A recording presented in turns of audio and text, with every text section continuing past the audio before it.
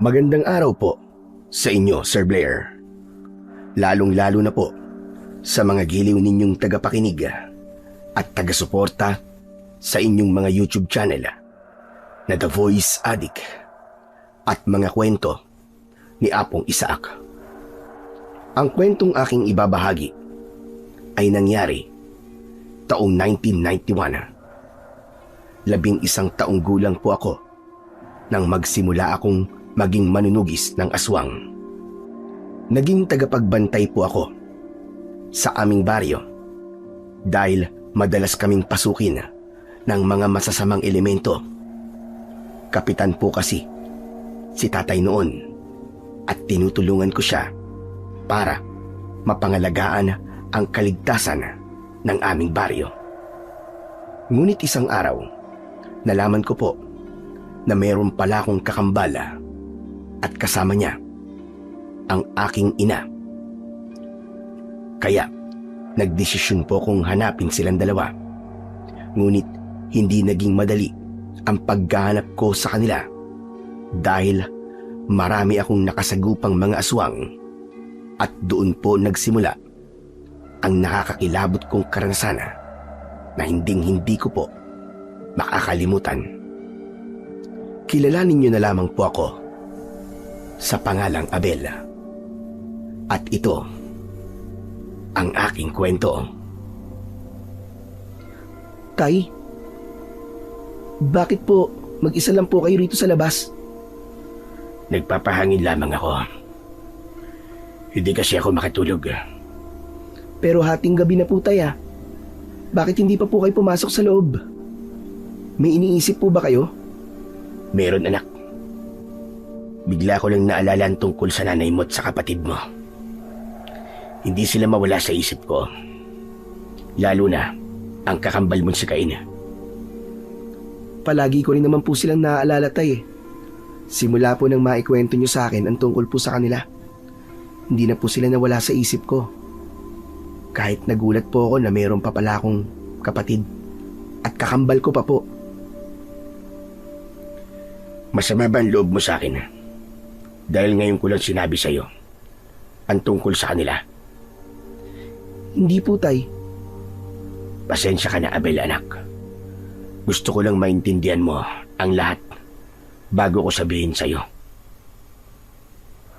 Tay, meron din po bang suot na medalyon o mutya ang kapatid ko? Kasi po, kalahati lang po itong nasa akin eh. Oo, anak. Hati kayo sa medalyon na may mutya na yan na pag-aari ng lolo nyo na si Lolo Gastor. Tay, ano po bang dahilan? At naghiwalay po kayo ni nanay? Hindi kami nagkaroon ng maayos na pag-uusap ni Marita. Kaya hanggang ngayon, hindi ko pa rin alam kung ano ang dahilan niya at kung bakit siya nagdesisyon ng ganon. Siguro po, tay, may dahilan po si nanay. Kahit 8 taon nang nakakalipas, palagi ko pa rin silang naaalala. Kung kumusta na ba sila, kung ano na kaya ang nangyari sa kanila. Tay, bakit hindi na lang po kaya hanapin po natin si nanay at Cain? Paano natin sila hahanapin, anak? Kapag umalis tayo, sino magtatanggol sa baryo natin? Alam mo naman, di ba? Maraming umaasa sa atin. Hindi naman po tayo magtatagal dun, tay. Babalik din po tayo rito kagad. Hindi mo hawak ang oras, Abela. Paano kung hindi natin sila mahanap kagad? Ayaw niyo po bang subukan, tay? Gusto ko na po kasing makasama si nanay at Cain. Gusto ko pong mabuo po uli ang pamilya natin. Ay, nako. Yan din naman ang gusto ko, anak eh. Kaya lang, nag-aalala ko sa kaligtasan ng mga tao rito sa atin. Paano kung bigla silang salakayin ng mga aswang? Pero, paano naman po tayo, tay? Panahon na po para isipin naman po natin ang sarili natin. Matagal na po tayo naglilingkod sa kanila.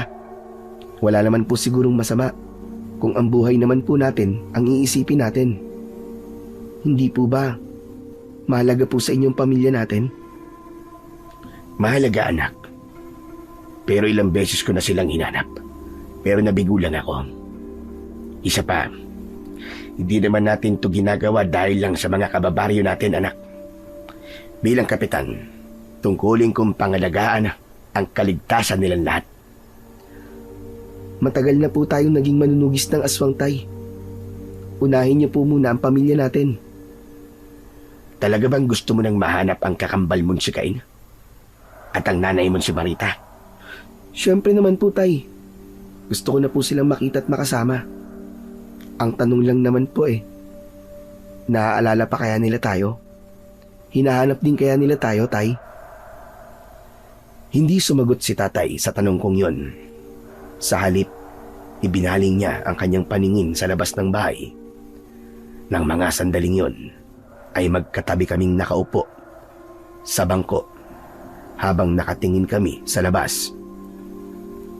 Madalas kong nakikitang malungkot at malayo ang iniisip ni tatay. Ramdam kong mabigat ang kanyang dinadala sa kanyang dibdib. 5 taong gulang ako nang matuto kong humawak ng iba't ibang klase ng sandata. Ang sabi ni tatay, simula nang isilang ako sa mundo, ay kakaiba na ako sa lahat ng mga bata. Pareho kami ni Cain. Ang sabi ni tatay, mga bertudis daw kami. Isang manunugis ng aswang ang ama kong si Abraham. Bilang mahusay at mabait na pinuno, iniluklok siya bilang punong barangay sa baryo ng Santa Ines. Ang baryo namin ay madalas na pasukin ng 2 uri ng aswang. Ang isang aswang ay may kakayahang magpalit ng anyo bilang isang malaking aso. Ang tawag namin sa kanilang uri ay aswang asbo. Samantalang ang isang nilalang naman ay may kakayahang lumipad at kawig ng paniki. Ang tawag naman namin sa kanila ay aswang wakwak. May ilang palatandaan ang mga tao sa kanila. Kapag malakas daw ang huni, ay sinasabing malayo siya sa kanyang biktima. Ngunit kung mahina raw ang huni ng aswang na wakwak, ay nangangahulugang malapit ito sa kanyang bibiktimahin. Lahat sila ay hindi nakakalagpas sa akin.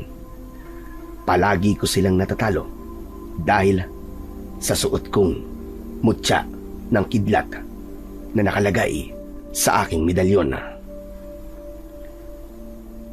Alam mo, anak, ilang beses kong binalik-balikan yung araw na nag-aaway kami ng nanay mo. Hindi ko alam kung bakit siya nagkaganon. Bigla siyang nagbago. Tapos sinabi pa niya na si Cain lang daw ang dadali niya sa kanyang pag-alis. Iniwan ka niya sa akin. Hindi ko talaga maintindihan kung bakit nagawa niya ang bagay na yun sa akin. Para bang may kutsilyong sumasaksak sa dibdib ko nang marinig ko ang sinabi ni tatay. Masakit malaman na mas pinili ni nanay ang kakambal ko kaysa sa akin. Pakiramdam ko, hindi ako mahal ng nanay ko. Tay, ako rin po. Iniisip ko rin po. Siguro po mas mahal po ni nanay si Cain kaysa po sa akin. Abel, anak, huwag mo sasabihin yan. Hindi natin maaaring husgahan ng nanay mo. Hindi po kaya may malalim na dahilan si nanay, Tay. Kaya niya po ginawa ang bagay na yon. Ewan ko. Sinubukan ko rin naman na hanapin sila. Pero wala na talaga akong balita tungkol sa kanila, anak. Hanggang sa sumuko na ako sa paghanap sa kanila. Sa tono po ng pananalita niyo, Tay, wala na po kayong balak na hanapin sila. Pasensya na, anak. Pero matagal na akong sumuko. Paulit-ulit lang akong nasasaktan na. Para pong sinasabi niyo na kung sakaling hanapin ko po sila, ay hindi niyo po ako sasamahan. Na mag-isa ko lang po silang hahanapin. Oo, anak. Alam kong hindi na rin kita mapipigilang hanapin sila. Ngunit ikaw na lang. Kung ganun po, mag-isa po akong aalis. Hindi sumagot si tatay sa tanong kong yon. Sa halip, ginulo niya ang buhok ko at tumayo siya. Patawarin mo ko, anak. Pero may tiwala ako sa iyo. Alam kong kaya mo maglakbay mag-isa kahit hindi mo ko kasama. Pero tay, iba pa rin po kapag kasama ko po kayo. Pero anak, hindi ko pwedeng iwan ang mga tao dito na umaasa sa akin. Tapos na ang panahon na ginugol ko sa pagganap sa kanila. Patawarin mo sana ako, anak. Sana maintindihan mo ko. O sige na, magpapahinga na ako. Hindi na hinintay ni tatay na magsalita ako. Mabilis siyang pumasok sa loob ng bahay, kaya naiwan akong mag-isa sa balkonahe. Isang malalim na buntong hininga ang pinakawalan ko nang muli akong tumingin sa madilim na bakuran namin. Pagkalipas ng kalahating oras, biglang uminik ang suot kong medalyon na may mutya ng kidlat. Napatayo ako at iginala ko ang paningin ko sa paligid. Kaya naman, hinugot ko ang punyal sa bewang ko. May banta na naman ng aswang. Ang pag-iinit kasi ng mutya ko ng kidlat ang palatandaan ko kapag may aswang sa paligid ko. Kaya naman, mabilis akong tumakbo papunta sa kagubatan. Tumigil ako sa gitna ng kakahuyan. Naramdaman ko kagad ang presensya ng 2 aswang asbo na nakatayo sa harapan ko. Itinutok ko sa kanila ang hawak kong punyal at lumiwanag ang suot kong medalyon na may mutya ng kidlat. Sige, subukan niyong pumasok sa teritoryo ko. Makikita niyo talaga ang hinahanap niyo. Hindi ako magdadalawang isip na patayin kayo. Kaya binibigyan ko kayo ng pagkakataon na umatras at wag nang ituloy kung ano man ang mga binabalak niyo. Imbis na matakot, ay umangil pa ang mga ito ng malakas at mabilis na sumugod sa aking kinaroroonan. Dahil doon, sinayubong ko sila ng 2 tig-iisang saksak sa leeg gamit ang aking matalas na punyal. Bumagsak ang mga ito sa lupa habang bumubulwak ang kanilang dugo mula sa nakabuka nilang sugat. Pagkatapos ay binayo ko sila ng tig-2 suntok sa muka. Pagkatayo ko, tinamaan sila ng kidlat direkta sa kanilang katawan. Nasunog ang mga aswang asbo na parabang uling na kahoy. Binalaan ko na kasi kayo pero hindi kayo nakinig. Nasunog tuloy ang katawan nyo. Ibinalik ko ulit ang punyal sa bewang ko. Saka ako naglakad paalis sa lugar na yon na parabang walang nangyari. Sanay na akong makakita ng aswang, kaya hindi na ako nakakaramdam ng takot.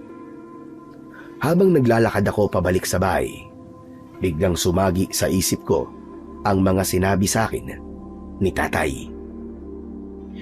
Tama si tatay. Mahirap iwanan ang lugar na to. Pero paano naman si Nanay at Cain? Sa pagkakataong yon, ay nalito ang isip ko. Nahati sa 2 ang pasya ko. Kung aalis ba ako o mananatili ako sa baryo namin. Pagdating ko sa bahay, ay tahimik akong pumasok sa loob ng silid ko. Isinarado kong mabuti ang pinto. Saka ko nilinisan ang mga dugong dumikit sa talim ng punyal ko. Pagkatapos ay ipinatong ko yon sa ibabaw ng lamesa ko. Nahiga ako sa katre habang nakatingin sa bubong na gawa sa dahon ng anahaw. Dala ng labis na pagod, ay agad akong nakatulog. Kinabukasan, maaga akong nagising. Lumabas ako ng silid at nakita ko si tatay na nakaupo sa bangko na gawa sa kahoy. Malungkot siyang nakatingin sa labas ng pintuan. Pero nang maramdaman niya ako, ay tumingin siya sa akin at nagtanong, "Anak, lumabas ka ba kagabi?" Opo, tay. Meron na naman po kasing nakapasok sa baryo natin na aswang asbo. Kaya pinigilan ko po sila. Ano ka mo? Diyos ko anak, bakit di mo kagad sinabi sa akin? Ayoko na po kasing abalahin pa kayo, Tay. Isa pa, natutulog na po kayo ng oras na yun eh. Sana ginising mo ko. Hindi ka sana umalis na mag-isa. Paano na lamang kung napahama ka? Tay, huwag na po kayong mag-alala sa akin. Napatay ko naman po ang 2 aswang na asbo eh. Kahit na alam mo naman nakakaibang uri sila na nilalang. Hindi maaaring ganun anak. Paano kung naunahan ka nila? Hindi sa lahat ng oras, malakas ka. Tay, kaya ko naman po makipaglaban sa mga aswang eh. Kaya wag na po kayong mag-alala sa akin. Paano hindi ako mag-aalala anak? Alam mo naman di ba? Ikaw na lamang ang kasama ko sa buhay. Paano kung mawala ka pa? Kaya wag mo nang uulitin yon. Nakikiusap ako sa'yo. Opo, Tay. Pasensya na po kayo. Halika nga rito. Idinipa ni Tatay ang kanyang mga braso. Lumapit naman ako sa kanya at niyakap niya ako ng maigpit. Saka siya nagsalita ng mahinahon. Nakalimutan mo na ba mga ibiniling ko sa'yo? Kapag aalis ka at pupunta sa labanan, palagi mo kong isasama para masigurado kong ligtas ka palagi. Tay, wala na po ba kayong tiwala sa kakayahan ko? May tiwala ako sa iyo anak. Pero sa mga aswag-asbo, wala akong tiwala sa kanila. Naiintindihan mo ba kung anong ibig kong sabihin? Opo, Tay. Naiintindihan ko po kayo. Nakakabahala na kasing madalas na pagpasok ng mga aswang sa baryo natin. Para bang may hinahanap sila. Tama po kayo, Tay. Tsaka hindi po sa lahat ng oras ay mababantayan po natin ang baryo natin. Kaya kailangan kong dagdagan ang mga tanod na magbabantay sa hangganan ng baryo natin. Isa pa, malakas ang kutob kong may dahilan kung bakit nagiging agresibo ang mga aswang na pasukin ang baryo natin. Ano po ang dahilan, Tay, sa tingin nyo? Sa tingin ko, ang puntirya nila ay ang suot mong mutya ng kidlat. Yan nga din po ang hinala ko, Tay. Gusto nilang kunin sa akin ang medalyon ng kidlat. Para wala nang hahadlang sa pag-aasik nila ng lagim. Tama ka, anak. Kung ganun po, maaaring pati ang kakambal kong si Kaintay ay nasa panganib din po. Matagal na tumitig sa mukha ko si Tatay. Kaya nakita ko ang matinding pag-aalala sa mga mata niya. Para bang ang tadhana na mismo nagsasabing kailangan niyo nang mahanap ang isa't isa. Tay, kailangan ko pong hanapin si Cain. Dahil nasa kanya po ang medalyon ng mutya ng kulog. Tsak na ginugulo na rin po siya ng mga aswang, Tay. Nag-aalala na napatingin sa akin si Tatay. Saka siya tumayo at hinawakan niya ako sa tigkabilaan kong balikat. Anak, labag man sa kalooban kong payagan kang umalis. Ngunit tama ka. Kailangan mo nang hanapin ang kakambal mong si Cain at ang nanay mong si Marita. Tiyakin mong ligtas sila. Patawarin mo ako, anak, kung hindi kita masasamahan sa paghanap sa kanila. Hihintayin kita rito. Tiwala ako na magtatagumpay ka. Salamat po, Tay. Babalik din po ako agad dito. At sa pagbabalik ko po, kasama ko na po si nanay at si Cain. Isang malalim na buntong hininga ang pinakawalan ni Tatay. Sa kanya binitiwan ang mga balikat ko. Alam kong darating ang araw na ito na magpapaalam ka sa akin para hanapin ang iyong nanay at ang iyong kapatid. Hala, sige na. Kailangan mo ng maganda sa pag-alis. Mag-iingat ka, anak. Kayo rin po, Tay. Mag-iingat din po kayo dito. Tumango si Tatay bilang tugon niya sa akin. Nangingilid ang luha niya sa mga mata at bakas ang lungkot sa kanyang muka nang yakapin niya ako ng maigpit.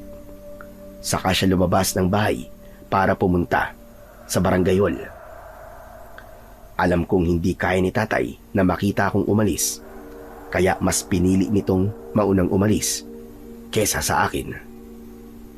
Patawarin niyo po ako, Tay. Kailangan ko po kayong iwan. Gagawin ko po ito para sa inyo. Dahil ayoko na pong makita kayong palaging nalulungkot. Isang malalim na buntong hininga ang pinakawalan ko. Saka ako pumasok sa loob ng silid ko. Dinampot ko muna ang punyal sa ibabaw ng lamesa. Saka ko isinuksok sa bewang ko. Pagkatapos, nag-impake ako ng konting damit. Inilagay ko na ang mga yon sa telang bag. Kasama ang isang balot ng biskwit at isang bote ng tubig para may baon ako sa paglalakad. Mabigat man sa kalooban ko ang umalis nang hindi ko nakikita si tatay, ay kailangan kong gawin yon upang hindi na lubusang malungkot ang aking ama. Nang matapos ako sa paghahanda ng mga dadaling ko, ng araw din na yon, ay agad akong umalis sa bahay. Tinahak ko ang daan, paakyat sa bundok. Halos tumagal ng 2 oras ang paglalakad ko.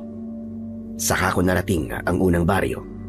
Nalaman ko na yun ang baryo ng San Sinukob. Mga Aita ang nakatira sa lugar na yon.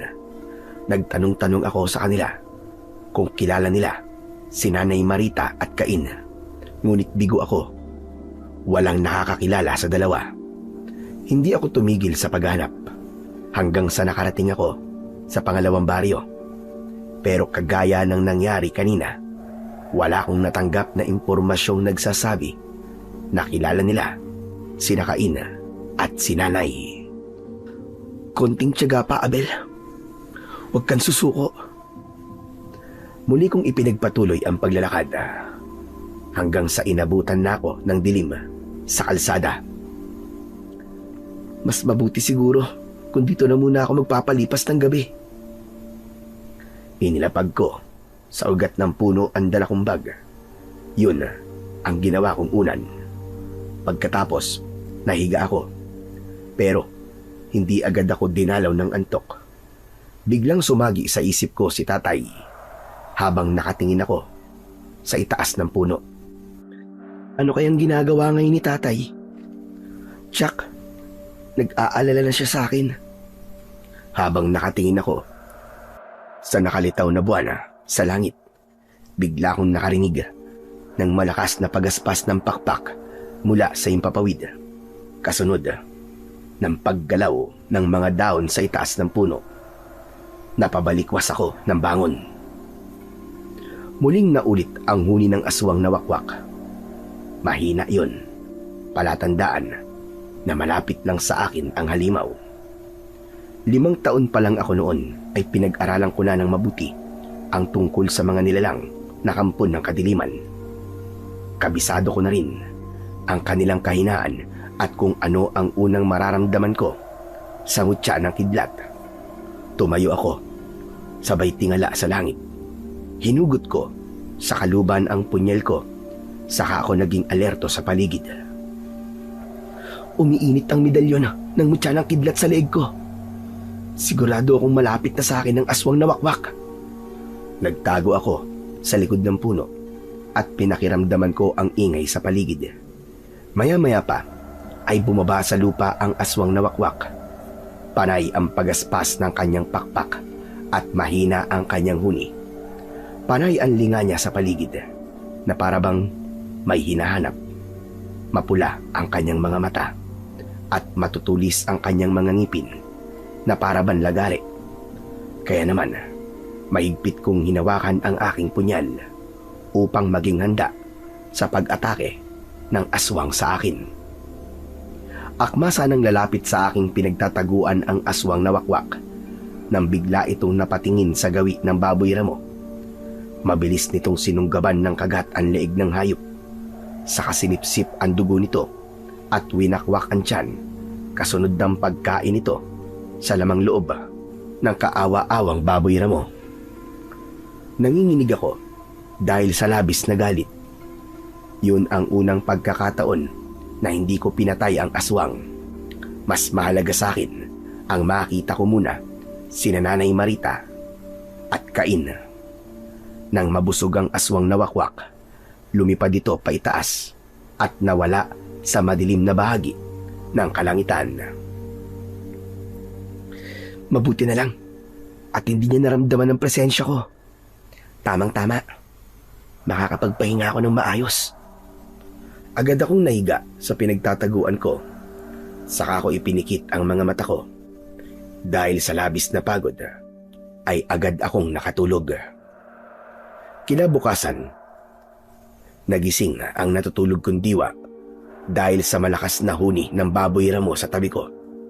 Napabalikwas ako ng bangon, kaya nakita kong kalat na ang liwanag sa paligid. Tanghali na pala. Mabuti na lang at nagising ako sa huni ng baboy ramong to. Akala ko may aswang na naman. Mabilis akong tumayo at sinipat ang bawat sulok ng kagubatan. Naghanap ako ng pwede kong madaanan. Maya-maya pa ay nakita kong tumakbo ang baboy ramo sa bahagi ng makipot na daan. Papasok sa kakahuyan na merong mga kawayan sa paligid. Agad akong naganda at sinimulan ulit ang paglalakad. Pagkalipas ng 5 oras, ay narating ko ang gilid ng kalsada.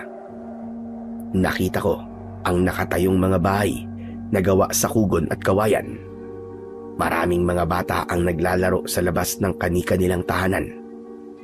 Ang mga babae ay abala sa pagtatanim ng mga gulay sa kanilang kaingin na malapit din sa kanilang tirahan, habang ang mga kalalakihan naman ay abala sa pagbibilad ng mga palay. Paglinga ko sa paligid, nakita ko ang nakasulat sa arko ng baryo. Baryo ng San Isidro? Sandali, nakarating na pala ako sa pinakamalayong baryo mula sa lugar na pinanggalingan ko. Natigilan ako nang makita ko ang isang grupo ng mga kabataan na nag-uusap habang nakaupo sila sa upuang bato. Narinig ko kung paanong magkwento ang isang binatilyong kulot ang buhok. Mayabang ito habang nagkukumpas ang kamay kung paano siya sumuntok. Pinag-uusapan nila ang batang nakaaway nila. Sa tingin ko, siya ang pinakatumatayong lider ng 4 na batang lalaki na halos kasing idarang ko lang. Napaunat ako sa pagkakatayo nang bumaling ang atensyon nilang lahat sa akin. Tumayo ang mga ito at lumapit sa kinaroroonan ko. Nauna sa paglalakad ang binatilyong kulot ng buhok. Tinawag siya ng kanyang mga kasama sa pangalang Timothy. 2 dipa ang layo nito sa akin nang tumigil ito sa paglalakad at nagsalita na may tonong panghahamon. Hoy ikaw! Anong tinatayo-tayo mo dyan, ha? Ha? Ako ba? Oo, ikaw nga! Sino pa ba? Huwag ka nga magkunwaring wala kang alam sa ginawa mo sa akin. Ha? Ano? Yari ka tuloy sa akin ngayon. Teka, sino ba kayo? Anak naman ng putya, oo. Hindi mo ako kilala? Pinigilan si Timothy ng isang batang lalaking kasama nito. Sinabi nitong huwag na akong guluhin dahil baka mabugbog na naman daw ito. Dahil doon, napakunot ang noo ko. Nagpalipat-lipat ang tingin ko sa kanila, lalo na nang itulak ni Timothy ang batang pumipigil sa kanya. Saka siya galit na humarap sa akin habang nakaduro ang kanyang daliri sa aking muka. Hoy, hindi mo pwedeng kalimutan ang ginawa mo sa akin, ha? Tignan mo nga, pumutok ang labi ko dahil sa suntok mo. Itinuro ni Timothy ang putok niyang labi. Lumapit siya sa akin. Napaatras ako ng hakbang at itinago ko sa ilalim ng damit ko ang suot kong medalyon ng mutya ng kidlat. Teka, sandali lang. Wala akong kasalanan sa'yo. Baka nagkakamali lang kayo. Hindi ako maaaring magkamali. Nagsuntukan tayo nung isang araw. Ang tapang mo pa nga eh. Pinagbantaan mo pa nga kami. At sabi mo, kapag nagkita ulit tayo, babasagin mo ang pagmumukha ko. O ngayon, bakit di ka dumali? Ano? Lumaban ka! Teka. Hindi ako lalaban sa inyo. Ha? Sinungaling. Alam mo, hindi ko maintindihan kung bakit palagi mo nalang pinakikailaman ng mga diskarte ko eh. Kaya naisip kong kami naman ang manggugulo sa'yo ngayon. Sumenya si Timothy sa kanyang mga kasama para paligiran ako. Umatras ako. Naging alisto ang pakiramdam ko sa kanila. Lalo na at dumampot ang mga ito ng bato para batuin ako. Sandali lang mga kaibigan. Wala talaga akong alam sa mga binibintang nyo sa akin. Hindi ako taga rito, maniwala kayo. Hindi mo kami manloloko, hayop ka. Kung umasta ka, para bang pag-aari mo ang lugar na to ah. Doon ka na lang sana sa lugar mo, kasama ng lolo mong baliw. Ano? Huwag ka na magkunwaring walang alam.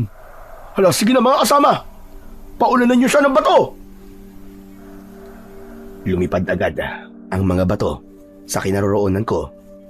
Ngunit naiwasan ko ang lahat ng mga yon. Halos hindi mabilang ang mga batong muntik tumama sa katawan ko. Sinalo ko ang huling bato na ipinukol sa akin.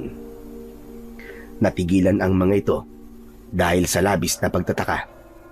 Hindi sila makapaniwalang nagawa kong maiwasan ang mga bato. Kaya naman, napigilan ni Timothy ang kanyang sarili at agad siyang nagtanong. Teka, paano mo ginawa yun? Para kang kidlat kong kumilos ah. Sino ka ba talaga? Ako si Abel. Hindi talaga ako taga rito. Napadaan lang ako, maniwala kayo.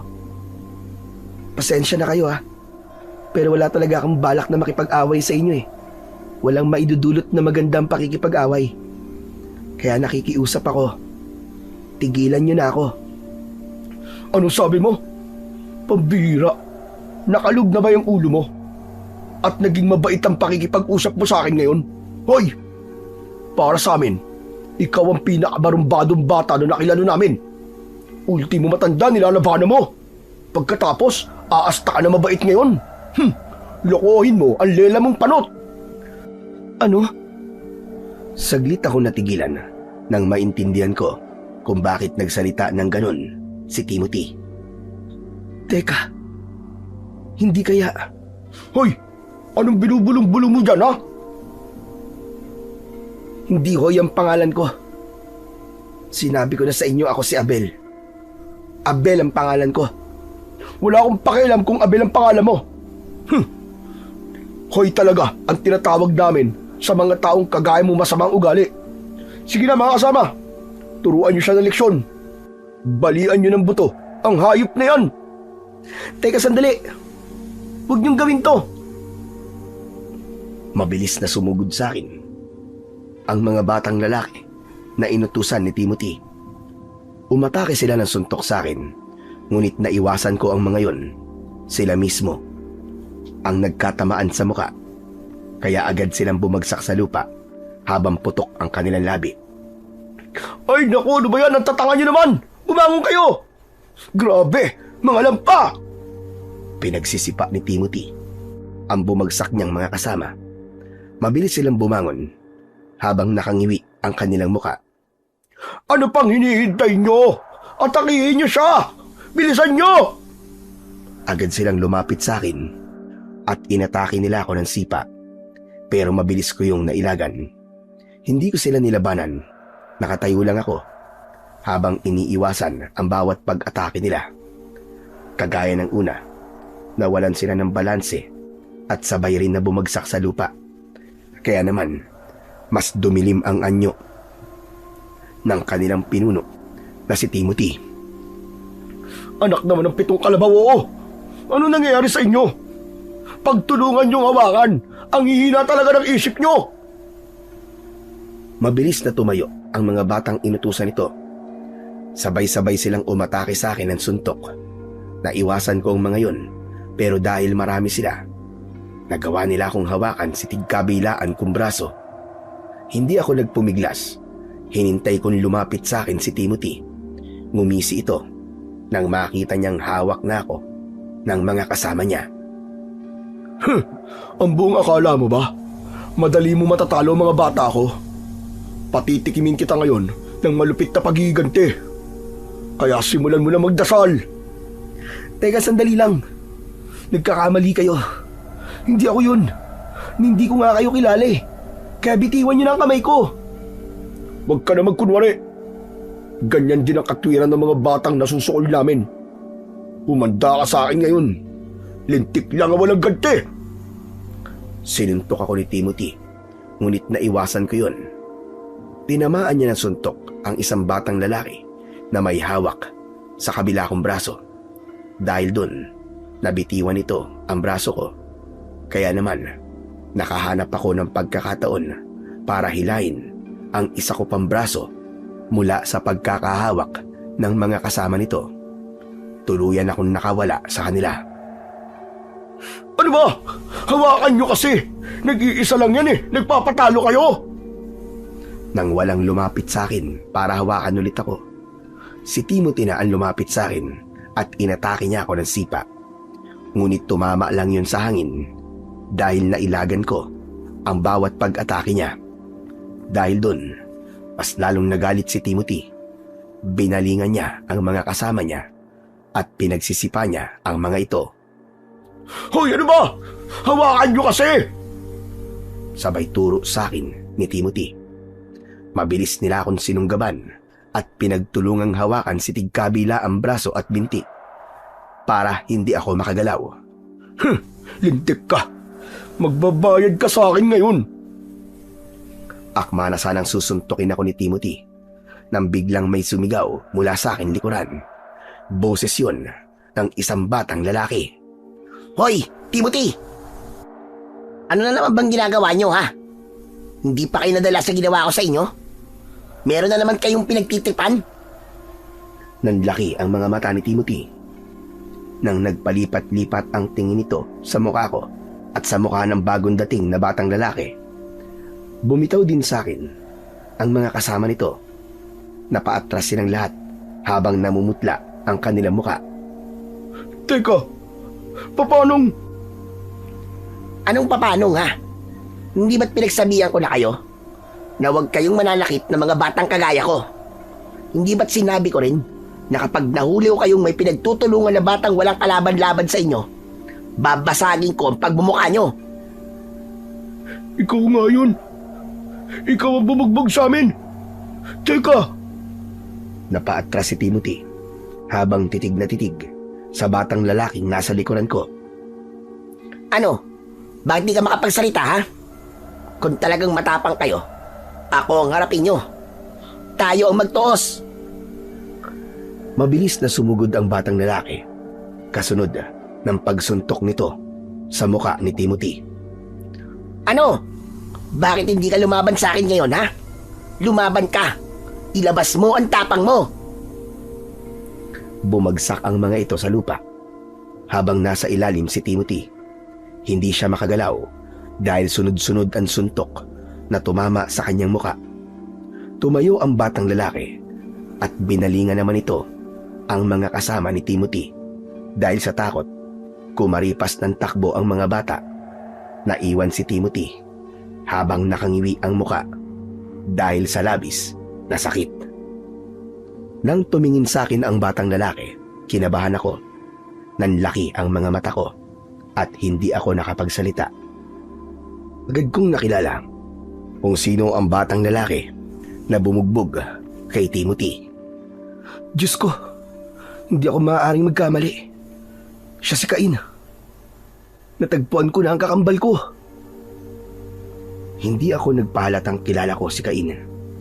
Hinintay ko siyang lumapit sa akin. Napansin ko rin na tumayo si Timothy. Lumapit din siya sa akin.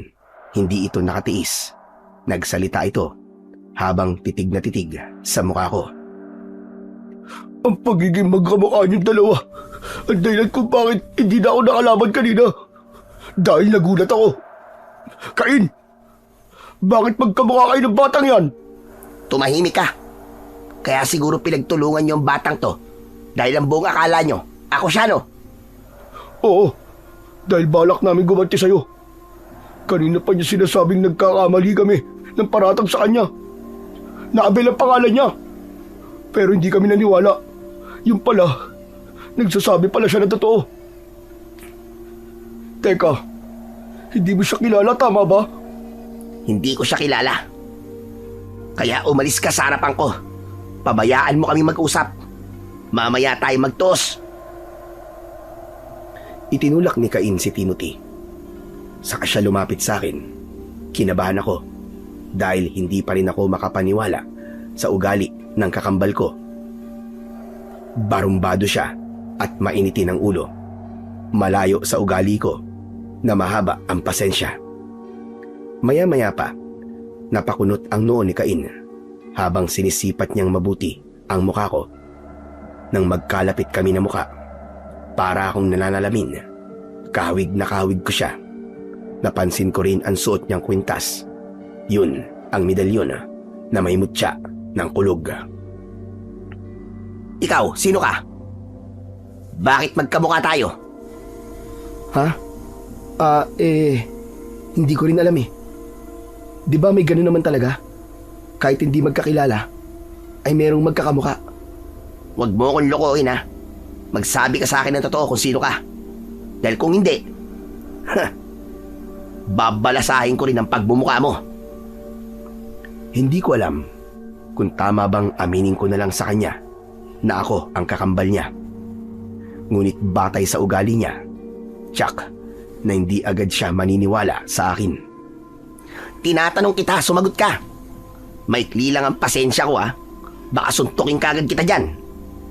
Teka sandali. Ano bang gusto mo marinig mula sa akin? Anak naman ng putya, oo. Kailangan ko pa bang ulitin ang tanong ko sa'yo? Tinatanong kita, kung sino ka? Ako si Abel. Taga-san ka? Nakatira ako sa baryo ng San Isidro. Anong ginagawa mo rito? Malayo na yun dito ah. Pasensya ka na. Naparito ako dahil may hinahanap akong 2 tao. At mukhang natagpuan ko na ang isa sa mga hinahanap ko. Sino ang mga hinahanap mo? Ang kapatid ko.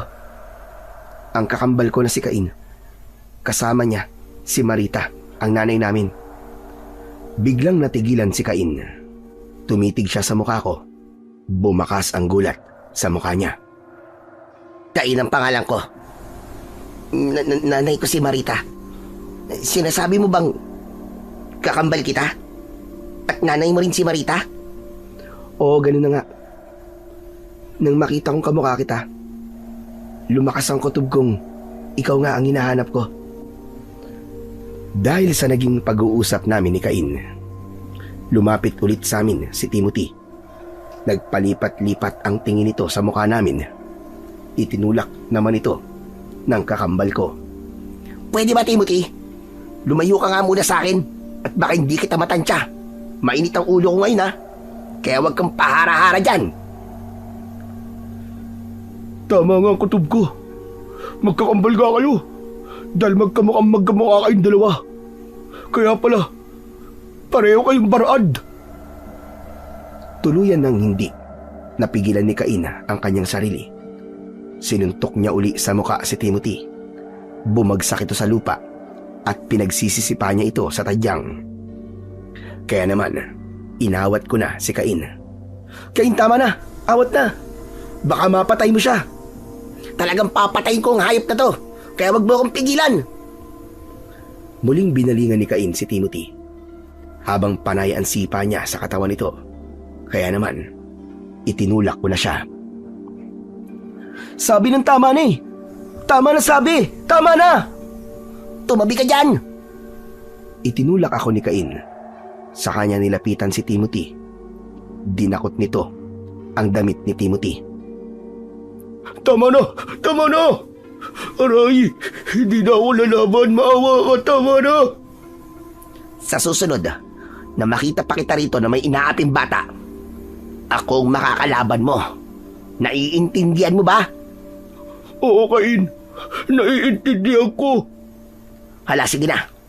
Makakaalis ka na. Hayaan mo kami makapag-usap ng impostor na ito. Hindi ako impostor, Cain. Hindi ko ginagaya ang mukha mo. Totoo ang sinasabi ko sa'yo. Ako ang kakambal mo, si Abel. Ha! Kalokohan! Hindi to kalokohan. Kung ayaw mo maniwala, wala akong pakialam.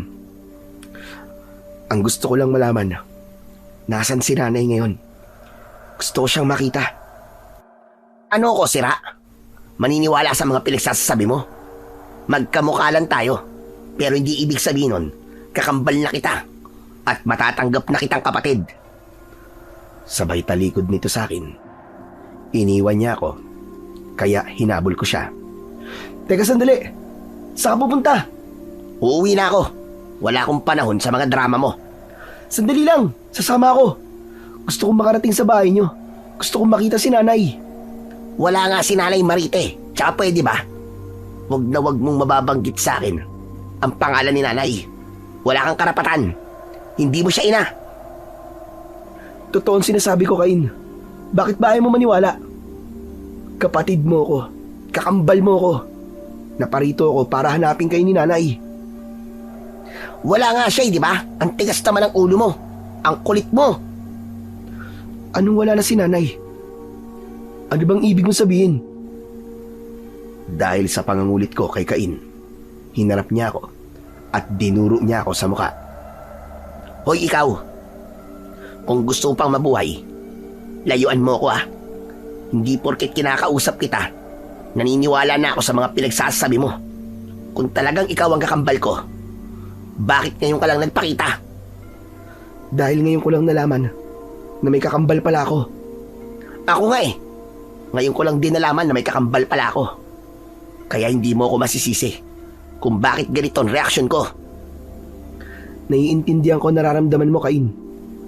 Alam ko nagulat ka sa mga natuklasan mo. Pero alam ko ring naniniwala ka sa mga sinasabi ko sa'yo. Nagkukunwari ka lang na hindi. Gusto kong malaman kung nasaan si Nanay Marita. Ilang beses ko ba sasabihin sa'yo na wala na si Nanay? Patay na siya, patay na! Ano? Masaya ka na ba? Ha? Ano sabi mo? Kapag ipinaulit mo pa sa akin ang mga sinabi ko, babasagin ko na talaga ang pagbumuka mo. Kung ganun, wala na pala si Nanay. Kailan pa? Hindi sinagot ni Cain ang tanong ko. Sa halip ay ibinaling niya ang kanyang tingin sa ibang direksyon ng daan. Naglakad siya at iniwan ako sa daan. Nagunahang pumatak ang masaganang luha sa aking mga mata. Parang binabayo ng maso ang dibdib ko dahil sa labis na sakit. Kung totoong patay na si Nanay, hindi ko na pala siya makikita. Hindi ko na rin siya mayayakap. Dahil doon, hinabol ko si Cain. Pilit kong pinaniniwala ang sarili ko na baka nagsisinungaling lang siya. Nang maramdaman ni Cain na nakasunod ako sa kanya, tumigil siya sa paglalakad at hinarap niya ako. Sabi ko nang wag mo akong susundan Agad niya akong sinuntok, ngunit nakaiwas ako. Inulit niya ang pagsuntok niya sa akin, pero tumama lang yon sa hangin. Huwag mo nang subukan saktan ako, Cain. Mapapagod ka lang sa pag-atake sa akin. Hindi ko hahayaang tumama ang kamao mo sa katawan ko. Wala akong ibang gusto, kundi ang makita lang si Nanay Marita. Hindi ako naniniwalang patay na si Nanay. Matagal nang patay si Nanay. 5 taong gulang pa lang ako noon nang mamatay si Nanay. Pinatay siya ng mga aswang na wakwak. Kung hindi ka pa rin naniniwala, bahala ka sa buhay mo. Hindi totoo yan. Hindi ko pa nakikita si Nanay. Hindi ko pa siya nayayakap. Hindi siya pwedeng mamatay. Sinabi ko na sa'yo ang totoo, di ba? Kaya makakaalis ka na. Huwag kang susunod sa akin. Hindi ako aalis dito, Cain. Wala akong pakialam kung ayaw mo umalis. Si Nanay lang ang pamilya ko. Kaya wag mo na siyang babanggitin sa akin. Dahil baka kung ano pa ang magawa ko sa'yo. Mabilis na umalis sa harapan ko si Cain. Nanghina ang mga tuhod ko. Pakiramdam ko, gumuho ang mundo ko. Pati na ang pangarap ko na muling mabuo ang pamilya ko. Humagulgol ako ng iyak at ipinagpatuloy ko ang pagsunod kay Cain. Nay, bakit po? Bakit po hindi niyo man lang ako hinintay? Sa pagtingin ko sa gawin ni Cain, nahuli ko siyang nakatingin sa akin. May luha ang kanyang mga mata, ngunit bakas ang galit sa kanyang muka Saka siya tumalikod ulit at naglakad palayo sa akin. Pero hinabol ko siya. Teka! Sandali lang! Tumigil sa paglalakad si Cain, ngunit hindi siya humarap sa akin. Kung totoo nga na wala na si nanay, sino nag-aalaga sa'yo ngayon? Si Lolo Juan, ang tatay ni Nanay Marita. Kung ganun, lolo ko rin siya. Wala kang lolo, akin lang siya. Kaya umalis ka na. Nawala man si nanay, may tatay pa tayong naghihintay sa atin dalawa. Sumama ka na sa akin, Cain. Ang kapal ng mukha mo sabihin sa akin ng bagay na yan, ha? Wala akong tatay. Matagal nang patay ang tatay ko. Huwag mong sabihin yan, Cain. Hindi kita matatanggap sa buhay ko. Kayong dalawa ng tatay mo. Parang may libo-libong kutsilyo ang tumama sa puso ko nang sabihin yun ni Cain. Ngunit hindi ako natinag. Mas lumapit ako sa kanya. Sasama ako sa'yo sa ayaw at sa gusto mo. Kakausapin ko si Lolo Juan. Hindi nagsalita si Cain at ipinagpatuloy niya ang paglalakad. Tahimik naman akong sumunod sa kanya. Maya-maya pa ay huminto ulit ito sa paglalakad. Pwede bang wag mo na akong sundan? Hindi kita kailangan. Pero kailangan kita, Cain. Kailangan ka namin ni tatay. Sige, sumama ka. Pero wag mong aasahang tatanggapin kita. Hindi ko hahayaan na tumira ka sa bahay. Hindi ko alam kung ano ang nangyari sa'yo, Cain. At kung ano ang naging buhay mo nun para maging bato ang puso mo. Pero hindi kita masisisi. At gusto kong sabihin sa'yo na hindi kita susukuan. Tigilan mo ng kadramahang yan. Hindi yan uso sa akin. Umiinit lang ang ulo ko. Baka hindi talaga kita matansya. Muli nitong ipinagpatuloy ang paglalakad. Sumunod ako sa kanya hanggang sa nakarating kami sa gitna ng nyugan. Nakita ko ang isang malaking bahay na gawa sa tabla. Nakatayo yun sa gitna ng 2 puno ng nyug. Napako ang atensyon ko sa matandang lalaking nagsisibak ng kahoy. Nang mapansin kami ng matanda, tumigil ito at nabitiwan ito ang palakol. Titig na titig ang matanda sa mukha ko. Cain, sino ang kasama mo? Siya po si Abel. Aba, teka, kamukhang-kamukha mo siya. Lolo Juan, ano po ang ibig sabihin nito? Totoo po ba at sinasabi niya? Nakakambal ko daw po siya. Bumakas sa mukha ng matanda ang labis na gulat.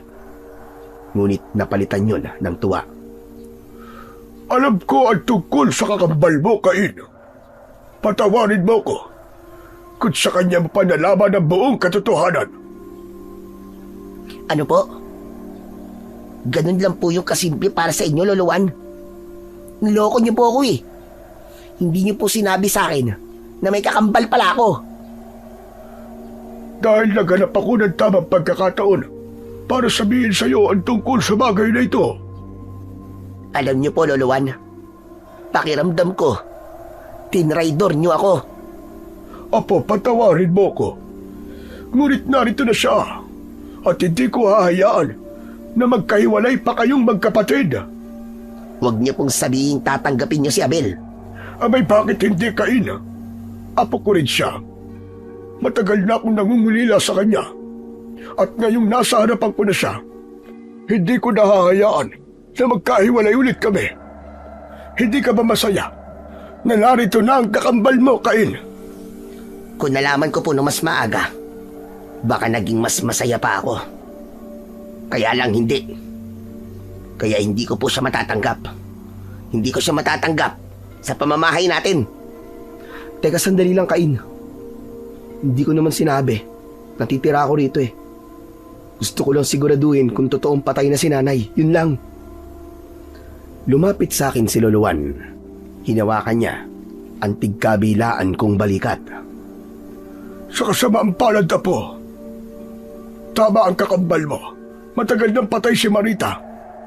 Inatake siya ng aswang na wakwak. Kaya ako nang nagpalaki sa kakambal mong si Cain. Isa pa, umaasa kung darating ang araw na magyayari ito.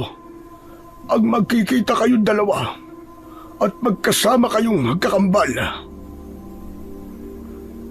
Lolo Juan, sabi nang hindi ko siya kakambal eh. Bakit ba tigas-tigas ng ulo nyo? Hindi ko siya matatanggap. Kaya tigilan nyo ng pakikipag-usap sa kanya. Ikaw ang tumigil, Cain. Ngayon na nga lang kayo nagkitang magkapatid. Ganyan pang ugaling ipapakita mo sa kanya. Ay nako, wala na talaga akong masabi. Bahala nga kayo dyan.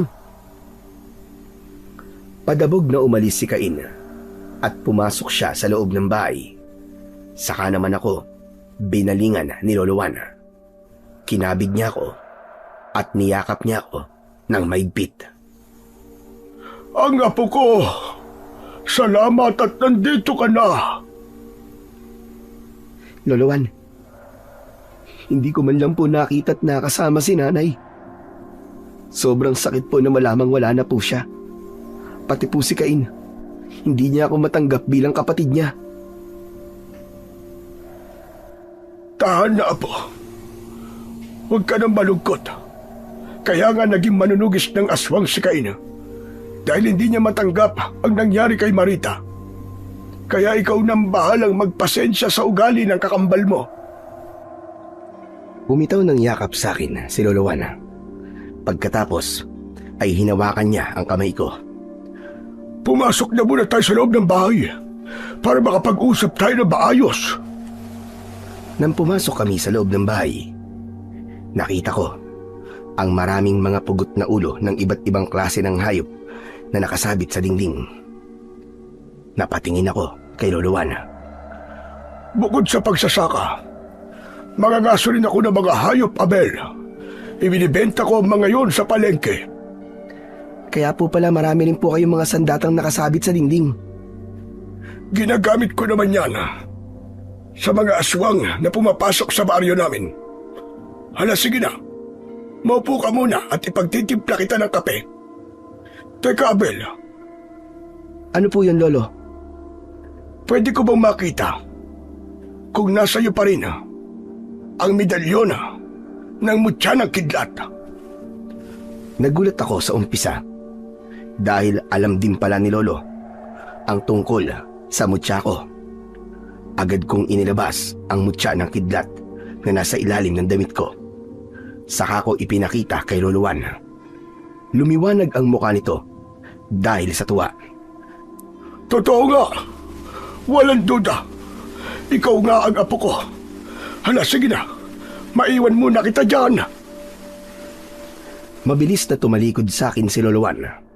Pagkatapos, pumasok siya sa loob ng kusina. Naupo ako sa bangkong gawa sa kawayan. Saka ako tahimik na naghintay.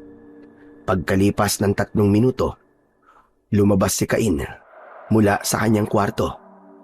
Umupo siya sa katapat kong upuan at mariin niya akong tinitigan. Hoy Abel, ano pang ginagawa mo rito ha? Hindi ka pa ba uuwi? Nakakaabala ka na rito Bakit ka ba ganyan, Cain? Bakit ba ganyan ang ugali mo? Bakit? Anong masama sa ugali ko? Pinalaki kasi ako ni tatay na mabuting bata. Marunong makibagay at higit sa lahat, marunong akong makiramdam at rumispeto. Sinasabi mo bang wala akong respeto at manhid ako? Ikaw ang nagsabi niyan, hindi ako. Isa pa, wala akong pakialam kung hindi mo ako matanggap na kapatid mo. Dahil hindi ko rin naman matatanggap na may kakambal akong barumbadong palaging nakikipagsuntukan sa mga bata. Anong sabi mo? Ako, barumbado? Oo. Nakita kita kanina, di ba? Pinagkamalan pa nga nila ako na ikaw ay ako. Kaya ako ang pinagtangkaan nilang saktan. Nangangahulugan lang na madalas kang nakikipag-away sa kanila. Hoy, hinaan mo lang ang boses mo. Baka mamaya marinig ka ni Lolo Juan. Kapag nalaman ni Lolo ang nangyari sa akin kanina, umanda ka talaga sa akin at makakatikim ka. Sinasabi ko na nga ba eh. At madalas kang makipag-away sa kanila. Tapos tinatago mo pa kay Lolo Juan. Siguro kapag nakikita niyang may sugat ka, kung ano-anong kwento ang sinasabi mo, no? Pambihirang yan. Ganyan ba talagang klase ng tao ang kakambal ko? Tumigil ka! Baka tamaan ka sa akin! Hindi ka nga makatama eh. Pero kung sasaktan mo ako, malalaman ni Lolo Juan ang mga pinaggagawa mo. Nakahanap tuloy ako ng paraan kung paano kong makokontrol si Cain. Kahit na anong mangyari, hindi ko susukuan ang kapatid ko. Gagawin ko ang lahat para makasama siya. Napangiti ako nang biglang namula ang mukha ni Cain dahil sa labis na galit. Balak niyang lapitan ako. Mabuti na lang at lumabas na si Lolo Juan mula sa kusina. May dala siyang isang tasang kape at iniabot niya yon sa akin.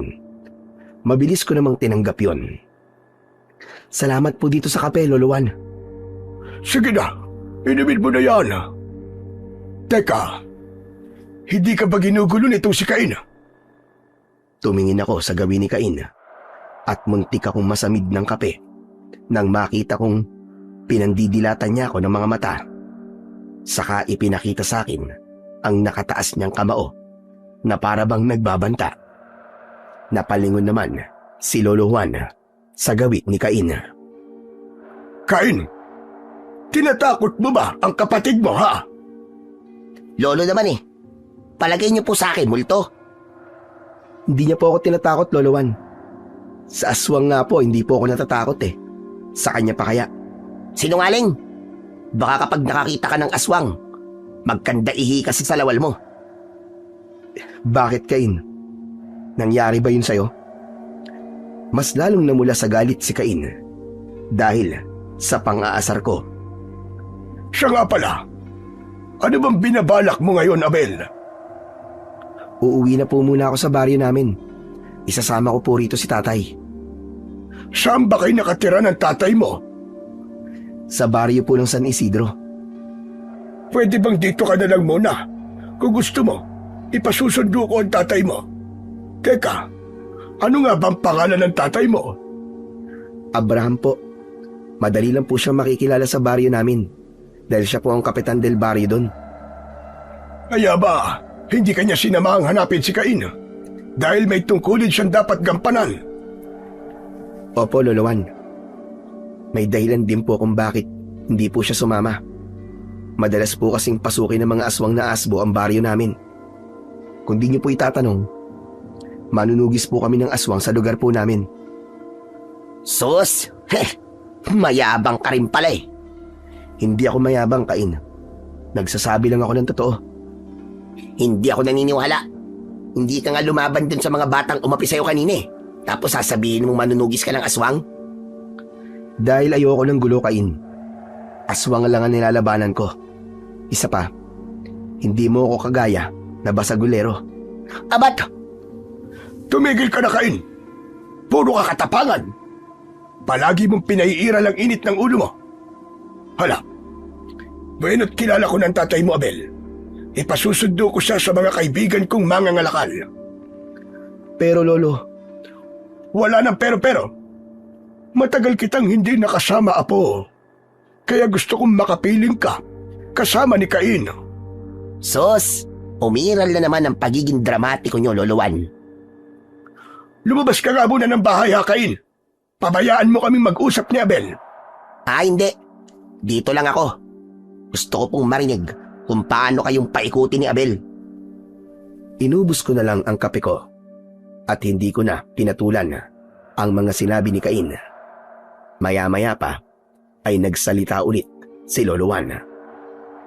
Mamayang gabi, gusto kong makita ang epekto ng medalyon ng mutya ng kidlat sa aswang na wakwak. Halos gabi-gabi silang sumasalakay sa baryo namin dahil sa mga buntis. Lahat kami ay nagtutulong-tulong na upang mapangalagaan sila. Tulungan mo ko, Abel. Nakahanda po akong tumulong sa tulong po ng suot kong medalyon ng mutya ng kidlat. Teka, sandali lang po, Lolo Juan. Ibig sabihin May mutya din po si Abel? Oo. Dahil talagang kakambal mo siya. Nasa inyo ang kambal na mutya ng kulog at kidlat. Ang mutyang yan ang pinakamalakas na kapangyarihang magagamit nyo laban sa mga aswang. Biglang nawala ang pagiging matigas sa anyo ni Cain. Napatingin siya sa akin, saka siya umalis nang walang paalam. Hala, sige na. Maiwan na muna kita rito at kakausapin ko lang ang taon susundo sa iyong ama na si Abraham. Sige po, Lolo Juan. Salamat po. Magpahinga ka muna. Ayun ang magiging silid mo. Itinuro niya sa akin ang pinto na malapit sa kusina. Saka nagpaalam sa akin ang matanda. Maya-maya pa ay nilapitan ko ang pintuan ng silid at pumasok ako sa loob. Nakita ko ang katre na gawa sa kawayan. Naupo ako doon at inilibot ang paningin sa loob ng kwarto. Maayos naman ang silid na to. Hindi kaya dati tong kwarto ni nanay? Muli kong naramdaman ang lungkot nang tumingin ako sa unan. Kinuha ko yun, saka ko niyakap ng maigpit. Hindi ko namalayan na nakatulog pala ako habang yakap pa rin ang unan. Napabalikwas ako ng bangon nang marinig ko ang malakas na ingay mula sa labas ng bahay.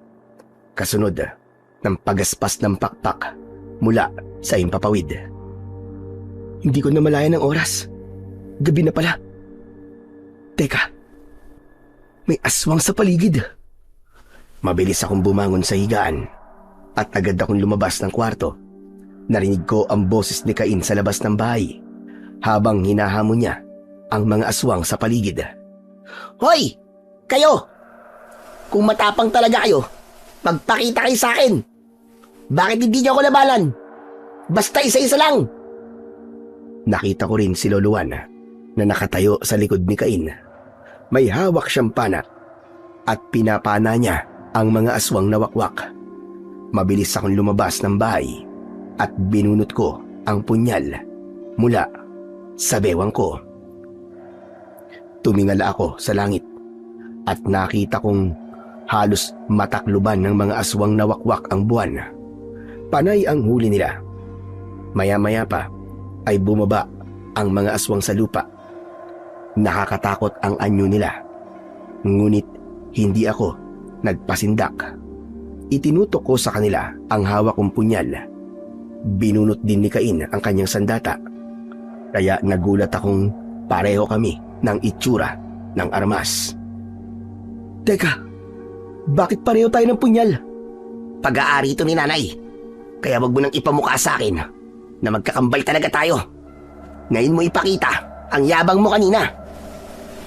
Naghiwalay kami ni Cain. Mabilis siyang umatake habang malakas ang kanyang sigaw. Punong-puno ng galit ang boses niya dahil yon sa ginawa ng mga aswang sa aming ina na si Marita. Kinalaban niya ang isang aswang na wakwak. Mataas siyang tumalon at ibinaon niya ang kanyang patalim sa ulo ng aswang. Kitang-kita ko ang pagputok ng ulo ng halimaw. Nagkalat ang utak at dugo nito sa lupa. Dahil nagulat ako sa mahusay na pag-atake ni Cain, hindi ko namalayan na nakalapit na pala sa aking kinaroroonan ang aswang na wakwak. Kinalmot niya ako sa dibdib. Napaatras ako. Gumuhit ang sakit sa sugat ko. Kaya naman, maigpit kong hinawakan ang sandata ko. Gumanti ako ng saksak sa aswang na wakwak. Tinamaan ko siya sa kanyang tagiliran. Binunot ko ang talim, saka ko nilaslas ang kanyang leeg. Umatungal ito ng malakas habang pinipigilan ang pagbulwak ng dugo nito mula sa nakabuka niyang sugat. Kasunod ng malakas na pagtama ng kidlat direkta sa kanyang katawan. Bumagsak ito sa lupa, pero isa ng sunog na bangkay. Dahil doon, lahat ng mga halimaw na nasa impapawid, bumaba silang lahat. Nakahanay sila sa harapan namin. Hindi nagdalawang isip si Cain. Mabilis siyang tumakbo, pasugod sa kinaroroonan ng mga aswang. Cain, mag-iingat ka! Hindi ako pinansin ni Cain. Diretso siyang umatake sa mga aswang na wakwak. Lumiwanag ang hawak nitong punyal na tanging kami lang at ang mga aswang ang nakakakita. Nang tignan ko ang hawak kong sandata, lumalagablab din ito na para bang kuryente. Mabilis akong tumakbo papunta sa kinaroroonan ng mga kalaban. Dumagundong ang kulog sa paligid. Bawat pag-atake ni Cain, umaalingaw-ngaw ang ingay ng kulog at sumasabog naman ang ulo ng mga aswang. Samantalang ako naman, sa bawat pagsaksak ko sa katawan ng mga aswang na wakwak, tinatamaan sila ng kidlat at agad na nasusunog ang kanilang katawan na para bang uling na kahoy. Habang sinuluan, pinanood niya kami kung paano kami makipaglaban sa mga aswang na wakwak. Bakas sa kanyang muka ang tuwa dahil walang nagawa sa aming lakas ang mga nilalang ng kadiliman hanggang sa humupa ang labanan at napatay namin ang mga aswang. Nagkatinginan kami ni Cain habang hawak namin ang aming mga sandata. May ibubuga ka naman pala. Naniniwala na akong ikaw ang kakambal ko. Nasa iyo ang medalyon ng mutya ng kidlat at nasa akin naman ang medalyon ng mutya ng kulog. Ano kaya ang mangyayari kung pagdidikitin natin ang dalawang ito? Hindi ako nakasagot kay Cain dahil lumapit sa amin si Lolo Juan. Mahusay ang ginawa niyong magkapatid. Natalo niyo ang mga aswang na wakwak. Wala na pong sasalakay sa lugar niyo, Lolo Juan. Dahil matatakot na po silang bumalik dito. Paano mo nasabing wala nang sasalakay sa baryo namin, Abel? May isang aswang na nakatakas kanina. Tsak na magsusumbong siya sa mga kasama niya. Malalaman nila ang tungkol sa ating dalawa. Nagkakamali ka, Abel. Mas lalo silang manggugulo sa baryo namin dahil sa mga mutya na suot nyo. Ito ang dahilan kung bakit hindi kita pinayagang umalis. Ayoko mapahamak ka sa daan. Kapag nakuha nila ang mutya na nasa iyo, mababawasan ang kapangyarihan ng mutya na suot ni Cain. Teka, hindi ko po naiintindihan ang sinasabi niyo, Lolo Juan eh. Ang medalyon nyo na may mutya ay kambal din. Sa oras na mawala ang mutya ng kidlat at makuha ito ng mga aswang, mababawasan naman ang bisa ng mutya ng kulog. Naiintindihan ko na po. Tsaka, ito po ang dahilan kung bakit hinanap ko si Cain. Nag-alala po ako na baka nasa panganib din po siya. Ang ipinagtataka ko lang po, di ba po kapag kambal, mararamdaman po namin ang sakit kapag may sugat ang isa sa amin? Oo, pero hindi na ngayon, Abel. Siguro, pinutol na ni Marita ang magkaugnay ninyong pusod para hindi nyo maramdaman ang sakit ng bawat isa sa inyo.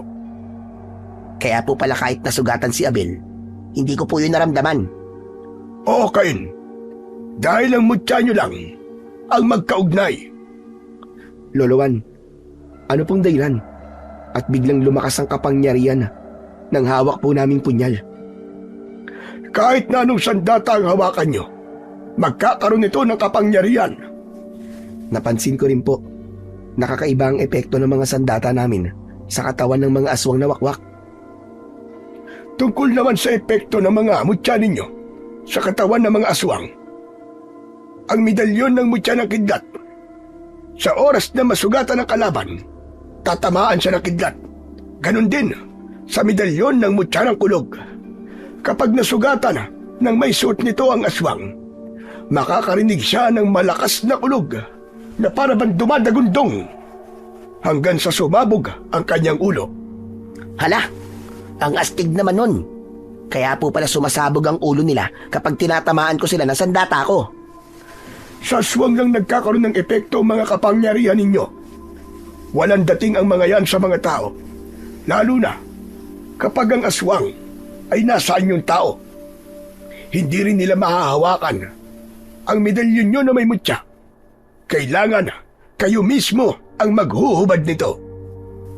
Matagal akong hindi nakapagsalita dahil unti-unti nang nagiging malinaw sa akin ang lahat kung bakit madalas kaming sinasalakay sa baryo namin sa Santa Ines.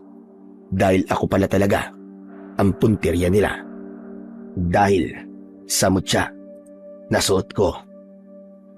Hala, sige na. Pumasok na tayo sa loob ng bahay. Doon na lang tayo mag-usap. Akma na sanang hahakbang ako nang bigla kong naramdaman ang sakit mula sa sugat ko sa dibdib. Hindi ako makahinga na para bang unti-unti akong nangihina. Aray! Aray, ang sakit! Oh, ano nangyayari sa'yo, Abel? Biglang natigilan si Cain nang mapansin niya ang sugat ko sa dibdib. Loloan si Abel po. May kalmot siya ng aswang sa dibdib. Ano ka mo? Hala, sige na. Alalayan mo ang kambal mo. Kailangan magamot kagad ang sugat niya. Sobrang hapdi po ng sugat ko.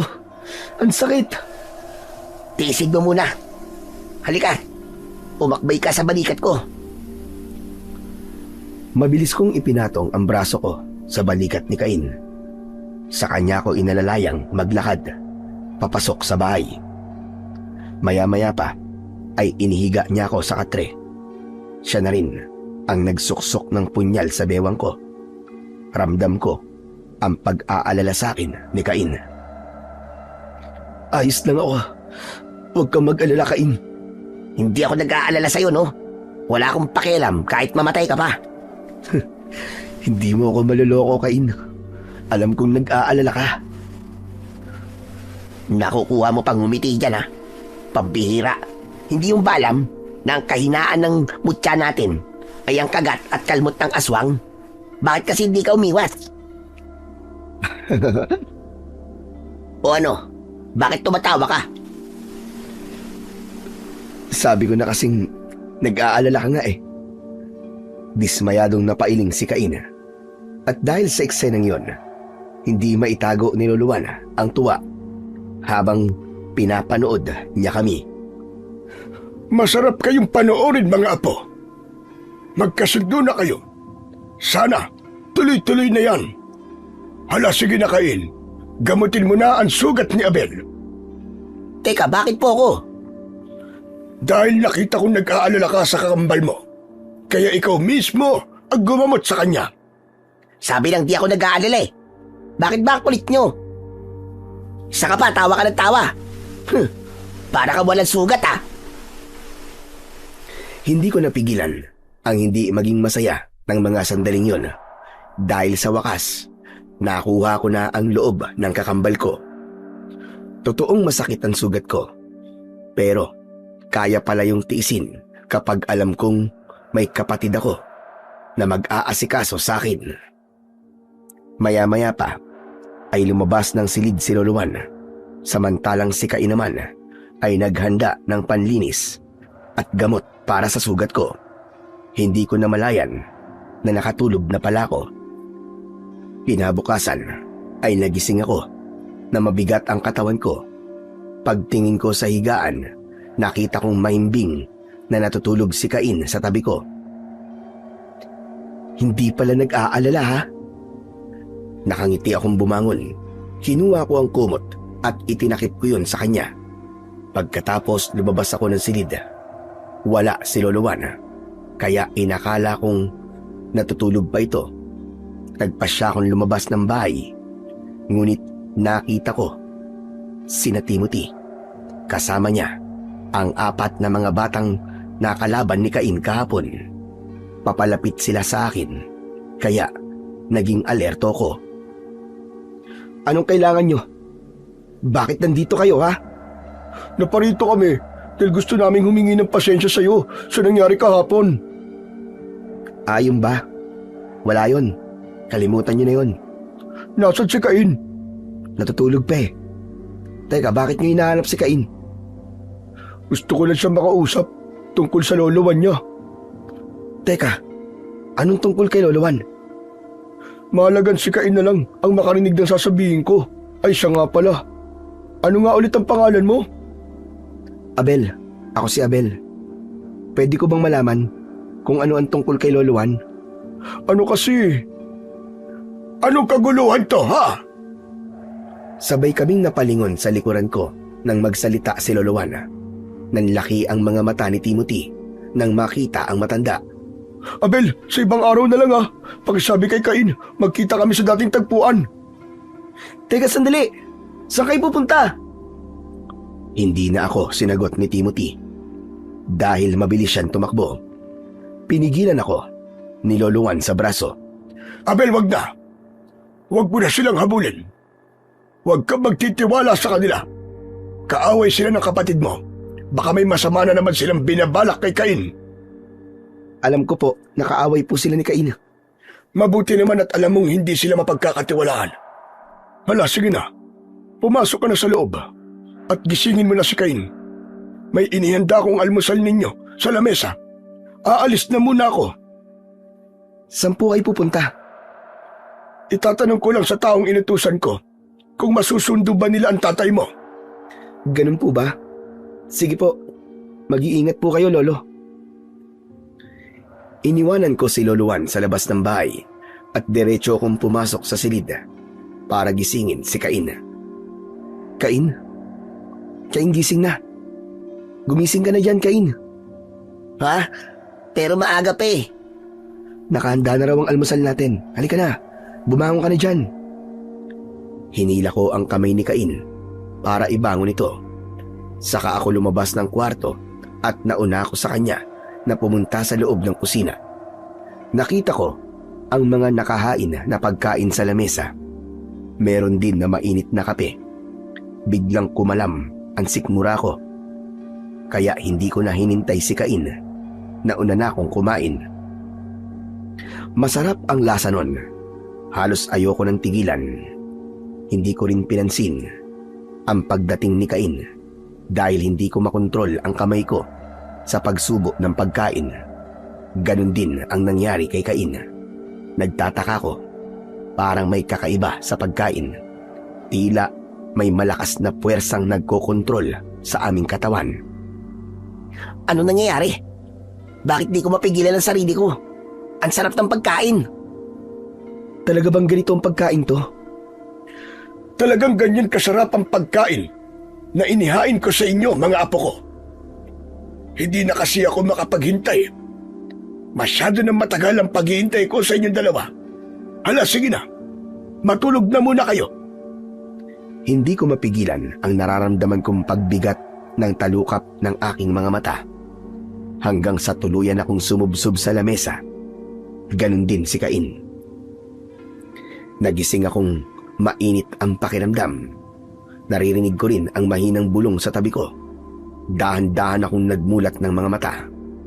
Nakita kong nakatalikod sa akin si Lolo Juan. Nakita ko rin na nasa tabi ko si Cain. Tulog pa rin ito. Napansin kong maraming kandila sa paligid namin ng kambal ko. Nasa gitna kami ng kakawian. Gabi na ng mga oras na yon. Maya-maya pa ay nagsalita si Lolo Juan. Mahal kong Panginoon, narito na po sa harapan ninyo ang mga alay ko. Ang kambal na may tangan ng mutya ng kulog at kidlat. Nagsusumamo ko. Ipagkaloob niyo po sa akin ang kapangyarihang walang hanggan. Anong nangyayari? Anong ginagawa niya? Habang nakatalikod sa akin si Lolo Juan, sinipa ko si Cain para magising ito. Ngunit malalim ang pagkakatulog ng kambal ko. Indikasyong pinainom kami ng pampatulog ni Lolo Juan. Nang mga sandaling yon ay hindi ko maintindihan kung bakit nasa gitna kami ng kagubatan habang pinaliligiran kami ng kulay itim na mga kandilang may sindi. Kasunod ng pagsambit ni Lolo Juan sa mga salita. Naramdaman ko ng mga sandaling yon ang pag-iinit ng medalyon kong may mutya ng kidlat. Nakakapaso ang init nun na hindi ko matiis at gusto kong hubarin ang kwintas ko. Anong ginagawa niyo? Mabuti naman at gising ka na. Kinukuha ko lang naman ang mutya ng kulog at kidlat sa inyo. Hindi ko mahawakan. Kaya ikaw na lang ang magtanggal. Sige na, ibigay mo sa akin ang medalyon mong may mutya. Teka, hindi ko naiintindihan eh. Sino ka man talaga? Tumawa ng malakas si Lolo Juan. Saka siya tumayo at tumitig sa akin. Matagal kitang hinintay para mabuo kayong dalawa ng kambal mo. At para mabuo ko na rin ang mga medalyon niyong may mutya. Kapag nangyari yun, magkakaroon ako ng malakas na kapangyarihan. Niloko niyo ako. Niloko niyo kami ni Cain. Ah! Aray! Ang init ng medalyon ko! Sige na, ubarin mo na ang kwintas mo. Mapapaso ka lang yan. Hindi. Hindi mo to makukuha sa akin. Maya-maya pa, si Cain naman ang sumigaw. Nagising siya dahil sa init ng kanyang medalyon. Aray! Ang sakit! Lolo Juan, niligtas mo kami! Hindi ko na kaya ang init! Cain, makinig ka. Kalaban siya. Siya ang nagdala sa atin dito. Nilagyan niya ng pampatulog ang pagkain natin. Nagkakamali ka. Nasa kape ang pampatulog. Anong ibig mong sabihin?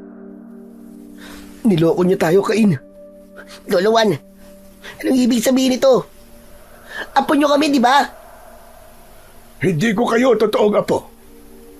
Nagpanggap lang ako na lolo nyo para makuha at makumpleto ang mga mutya. Kaya ibigay nyo lang mga yan sa akin. Hindi mo to makukuha sa amin. Isa kang demonyo.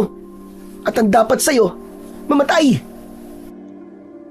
Mas matutuwa kayo kapag nalaman niyong ako ang totoong pumatay kay Marita. At ngayon naman, hawak ko ang inyong ama na si Abraham. Ha? Anong ibig mong sabihin? Kapag hindi ako nakabalik sa kubong pinagdalhan ko sa kanya, papatayin siya ng mga alagad ko. Kaya mabuti pa, kusa nyo nang ibigay sa akin ang mga medalyon ninyo. Napatingin ako kay Cain na nalilito pa rin sa nangyayari. Napakasama mo. Pinatay mo si nanay. At ngayon, biyag mo naman si tatay. Papatayin ko rin kayo kapag hindi kayo sumunod sa utos ko. Dahil sa narinig ni Cain, nagalit siya at tumayo siya para atakihin si Lolo Juan. Ngunit naiwasan ng matanda ang suntok nito. Kaya ako naman ang umatake sa matanda. Sinuntok ko siya sa muka. Dahil dun, bumagsak siya sa lupa at nasira ang mga nakahilerang kandila. Saka nawala ang pag-iinit ng medalyon namin. Inalalayan kong tumayo si Cain at lumabas kami sa bilog ng kandila. Kahit tumakas kayo, babalik pa rin kayo sa akin dahil hawak ko ang tatay ninyo. Yun ang pagkakamaling ginawa mo, Abel. Nagtiwala ka kagad sa akin. Kaya natuntun ko ang kinaroroonan ng magaling mong ama. Kaya naman, sumuko na kayo. Hindi kami susuko sa iyo ng kapatid ko. Pinapa ko ang punyal sa bewang ko pero wala yon. Ganon din si Cain. Kinuha rin ang sandata nito. Nasaan ang sandata ko? Ibigay mo sa akin. Itinapon ko yun dahil alam kong pwede niyong gamitin yun laban sa akin at sa mga alagad ko. Pagkasabi nito tungkol sa kanyang mga alagad, bumaba sa lupa ang mga aswang wakwak na nakadapo lang pala sa mga sanga ng puno. Humanay ang mga aswang habang umaangin na parabang galit na aso.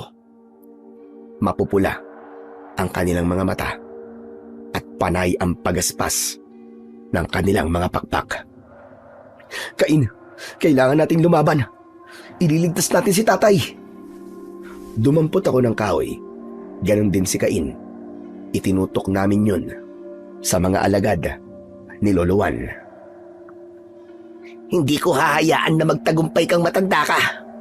Lalo na ngayon na nalaman kong ikaw pala ang pumatay kay nanay. Mabilis na sumugod si Cain sa kinaroroonan ng matanda. Naglaban silang dalawa, samantalang ako naman ay umatake sa mga aswang na wakwak. Tumalon ako ng mataas at lahat sila ay pinalo ko ng kahoy sa ulo. Lumiwanag ang medalyon ko at gumuhit ang kidlat sa kalangitan. Paghampas ko sa katawan nila, tinamaan sila ng kidlat. Napuno ng ingay ng pag-angil ang buong paligid. Isa-isa silang nasunog at naging abo. Nang balingan ko naman si Cain, binuhat na ito ni Loloan. Mabilis akong tumakbo para iligtas ang kakambal ko.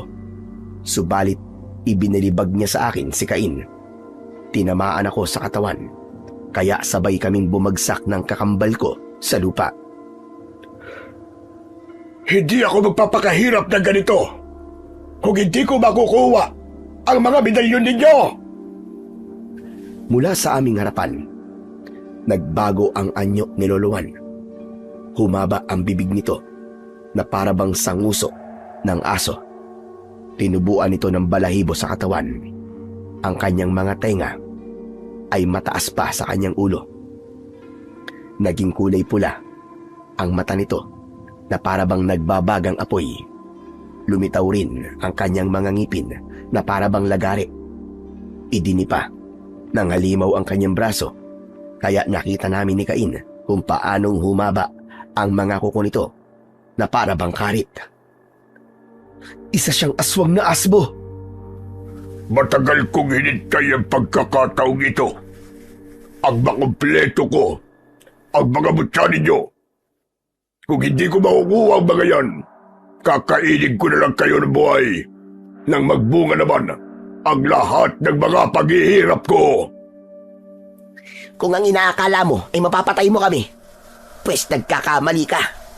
Dahil hindi magtatagumpay ang kasamaan laban sa puwersa ng kabutihan. Kaya tikman mo ngayon ang lupit ng ganti ko! Sadyang padalos-dalos talagang magdesisyon si Cain. Kaya hindi nito pinansin kung gaano kalakas ang kalaban namin.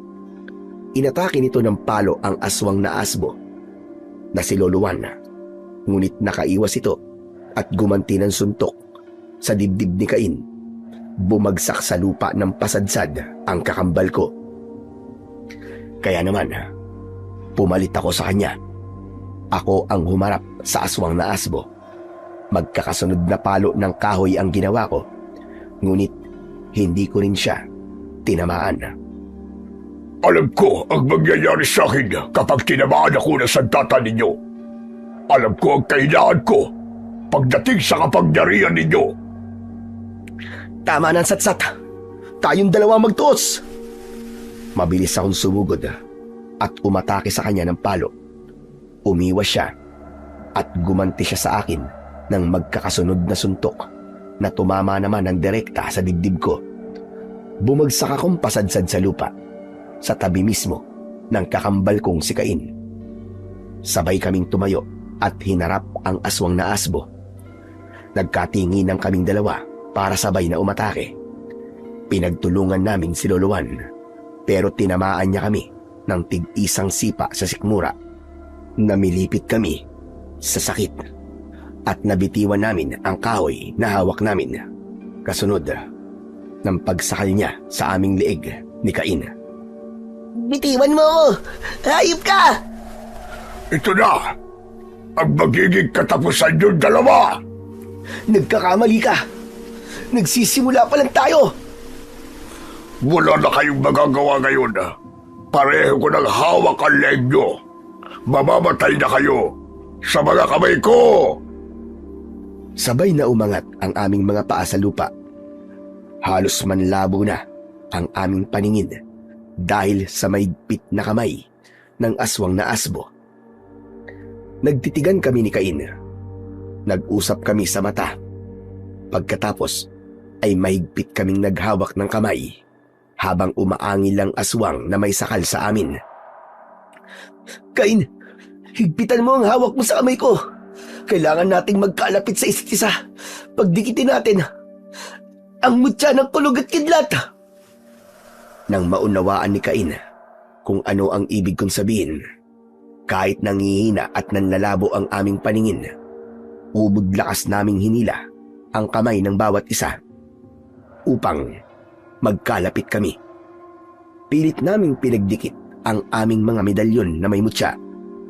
Nahirapan kami sa umpisa dahil malakas ang aswang, lalo na at pahigpit ng pahigpit ang pagkakabaon ng kuko ng aswang sa leeg namin. Pero dahil sa kagustuhan naming matalo ang halimaw na si Lolo Juan, pinilit naming pagdikitin ang medalyon. Nang tuluyang magdikit ang dalawang medalyon, sumabog ang malakas na liwanag sa gitna ng aming kwintas. Nasilaw ang aswang na asbo, kasabay ng pagsuntok namin sa kanyang mukha.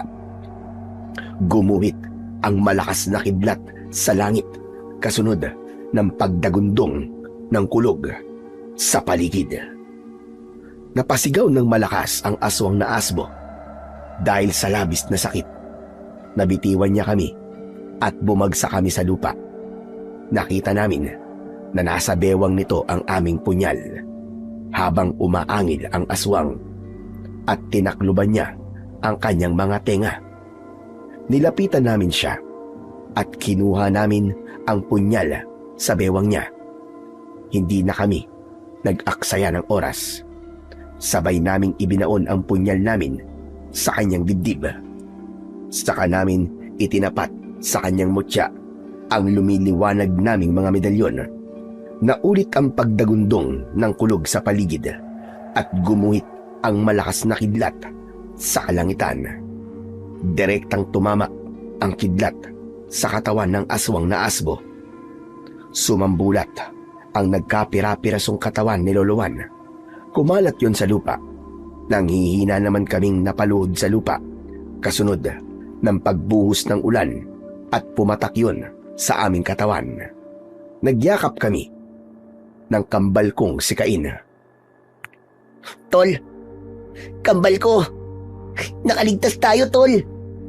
Cain, pagmasdan mo ang mutya natin. Oo nga. Nabuo na ang mutya. Sabay naming hinubad ang medalyon na may mutya. Pinagmasdan naming mabuti ang kwintas. Saka namin muling hinati sa gitna.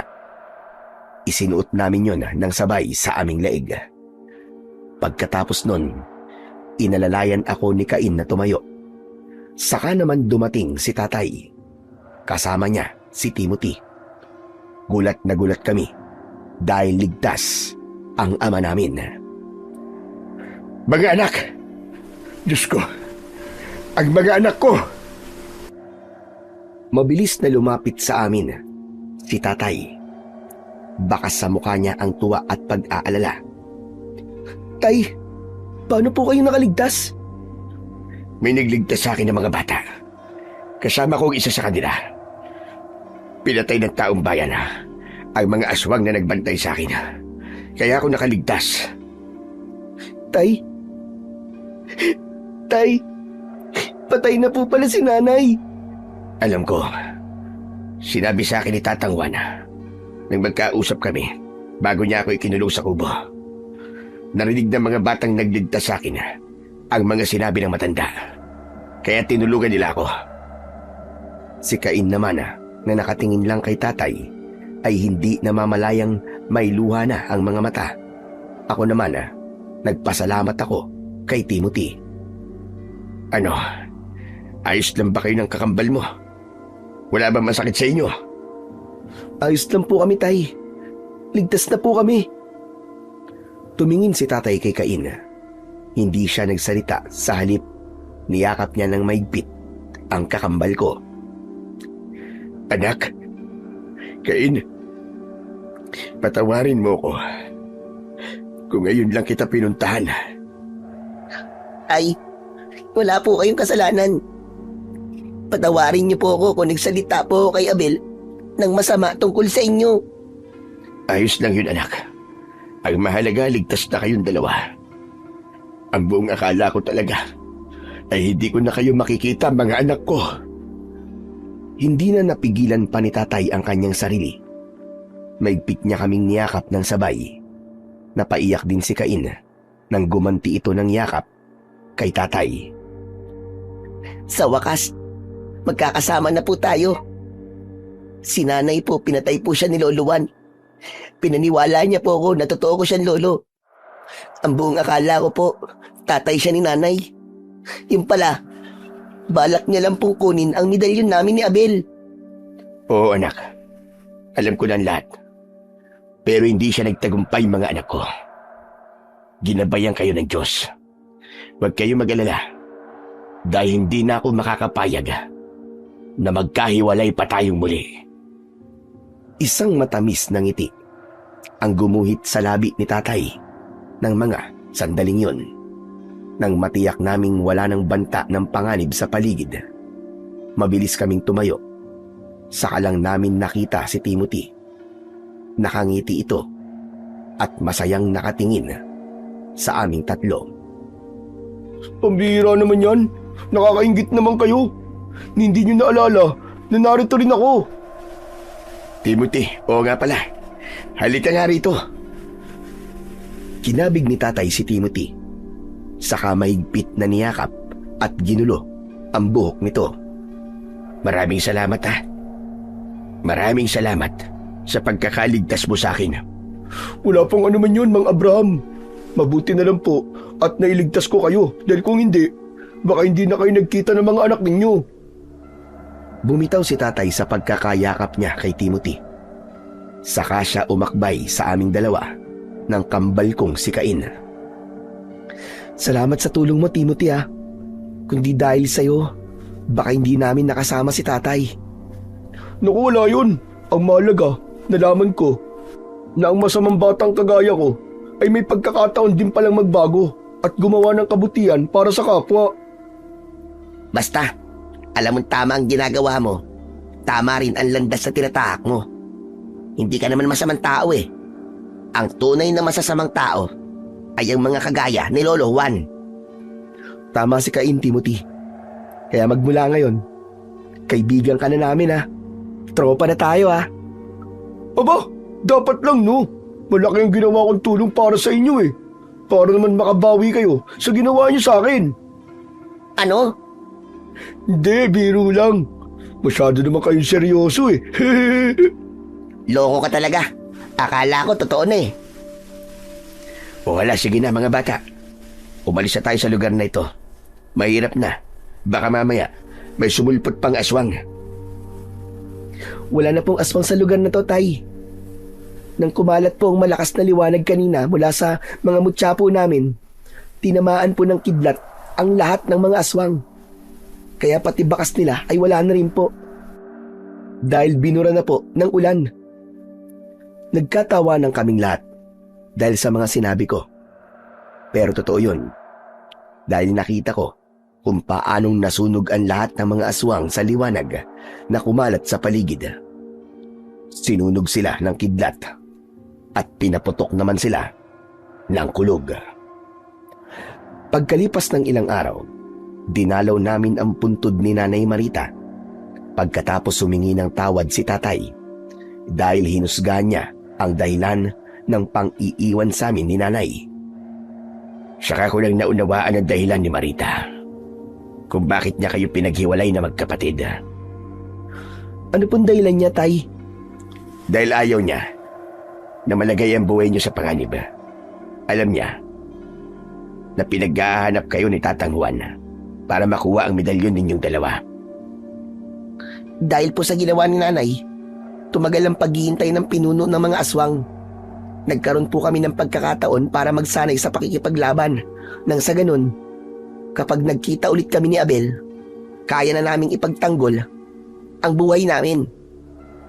Nagtiis ang nanay niyo para sa inyong dalawa. Opo, tay. At hindi po nasayang ang sakripisyo po ni nanay.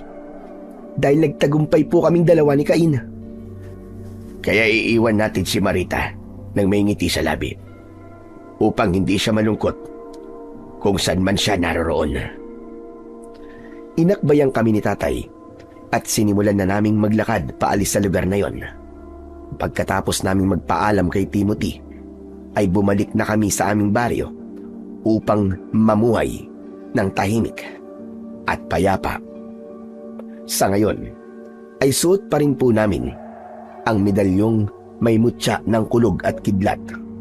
Kahit na meron na kaming mga sariling pamilya, ay hindi pa rin namin nakakalimutang dalawin ang puntod ni nanay. Kasama na niya si tatay ngayon, na namatay rin dahil sa labis na katandaan. Hanggang dito na lamang po ang aking kwento. At sana ay may napulot po kayo na magandang aral. Hanggang sa muli, at pagpalain po nawa kayong lahat ng Diyos na may kapal.